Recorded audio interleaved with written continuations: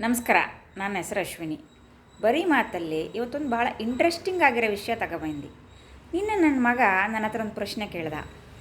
ಕೃಷ್ಣ ಪಾಪು ಇದ್ದಾಗ ಮಣ್ಣು ತಿನ್ನಡ ಅವನ ಅಮ್ಮನ ಹತ್ರ ಬೈಸ್ಕಣ್ಣಡ. ನಂಗಾದ್ರೆ ಮಣ್ಣು ತಿಂಬಲ್ ಬಿಡ್ತಿಲ್ಲ, ನೀನು ಹಂಗೆ ಬೈತೆ ಅಂತಕ್ಕೆ. ಅವ ಬಾಯಿ ತೆಗೆದ್ರೆ ಬ್ರಹ್ಮಾಂಡ ಬಂತಡ, ನಾ ಬಾಯಿ ತೆಗೆದ್ರೆ ಅಂತ ಕಾಣಿಸ್ತು ನೋಡು ಅಂದ. ಭಾಳ ಸಹಜ, ಮಕ್ಕಳು ಸಣ್ಣವು. ಆದರೆ ವಿಷಯ ಭಾಳ ಸೀರಿಯಸ್ ಆಗಿದ್ದು ಕಾಣ್ತು. ಇದಕ್ಕೆ ಎರಡು ರೀತಿಯ ಅರ್ಥ ವಿವರಣೆ ಕೊಡ್ಲಕ್ಕೋಳಿ ನಂಗೆ ಅನ್ನಿಸ್ತು. ನಾ ಅವಂಗೆ ಎಕ್ಸ್ಪ್ಲೇನ್ ಮಾಡಿದ್ದು ಹೀಗೆ.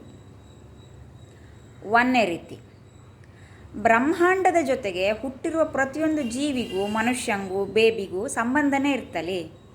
ಆ ಸೃಷ್ಟಿಕರ್ತನ ಜೊತೆಗಿನ ನಮ್ಮ ಸಂಬಂಧ. ನಾವು ಅವನ ಒಂದು ಪಾರ್ಟು, ನಾವು ಇಲ್ಲಿಯ ಒಂದು ಪಾರ್ಟು, ಭಾಗ, ಚಿಕ್ಕ ವಸ್ತು ಹೇಳುವ ಒಂದು ಕನೆಕ್ಷನನ್ನು, ಸಂಬಂಧವನ್ನು ಅಲ್ಲಿ ನಿರೂಪಣೆ ಮಾಡುವ ಸಲುವಾಗಿ ಕೃಷ್ಣ ಹಂಗೆ ತೋರಿಸ್ದ ಹೇಳಿ ಕಥೆ ಇದ್ದಿಕ್ಕು.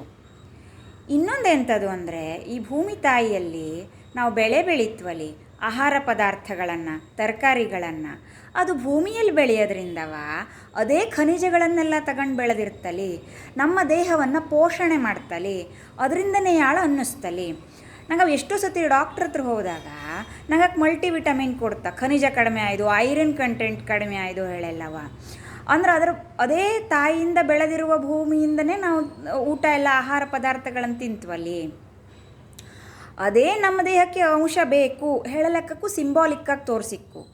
ನಾ ಈ ಎರಡು ರೀತಿಯ ವಿವರಣೆಯನ್ನು ಕೊಟ್ಟು, ಅಕಸ್ಮಾತು ಬೇರೆ ಉತ್ತರ ನಿಂಗೆ ಗೊತ್ತಿದ್ದರೆ ದಯವಿಟ್ಟು ಕಾಮೆಂಟಲ್ಲಿ ತಿಳಿಸಿ. ನನ್ನ ಮಗಂಗೆ ಇನ್ನೊಂದೇ ರೀತಿಯಲ್ಲಿ, ಆಯಾಮದಲ್ಲಿ ಯೋಚನೆ ಮಾಡಲೆ ಅವಕಾಶ ಕೊಡ್ತೋದು. ನನ್ನ ಮಗಂಗೆ ಆ ಆಪ್ಷನನ್ನು ಹೇಳ್ಕೊಡ್ತಿ. Thank you.